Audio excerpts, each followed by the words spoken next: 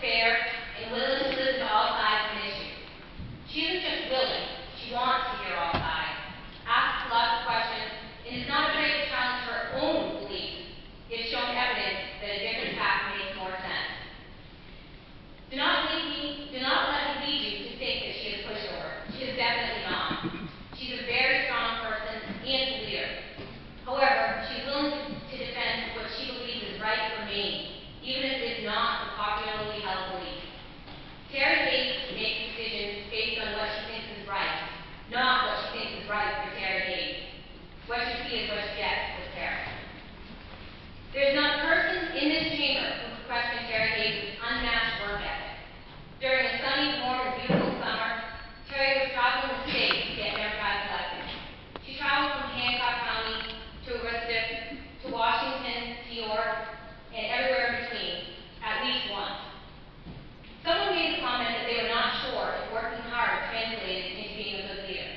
I thought about that, and I thought, I want to know that the person who leads this caucus is willing to work hard for us. I don't want to wonder about it.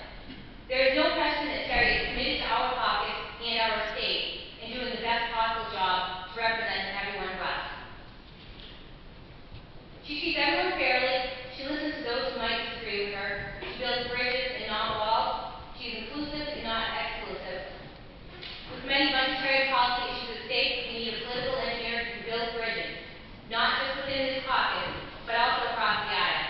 We need someone who demonstrates to the people of Maine that strong, positive leadership translates into good bipartisan policy that makes the state a better place in which to live and work. Terry is that person. In closing, to steal the phrase from the political analyst on TV last night, as he was explaining why he would support Terry, explaining the work that she had done to secure the Democratic majority, and the commitment that she had shown to all of us by doing so, we should dance to the one we came with. Please join me in voting for Terry Hayes for Speaker. Thank you. Thank you. Is there a second? Chair recognizes Representative-elect Linda, Representative-elect Hickman. Thank you, Madam Chair. I rise to second the nomination of Representative-elect Terry Hayes of Buckfield as the Democratic candidate for Speaker of the House. Representative-elect Linda, Representative-elect Hickman, seconds the nomination of Representative Hayes. 2 years ago, when I ran against all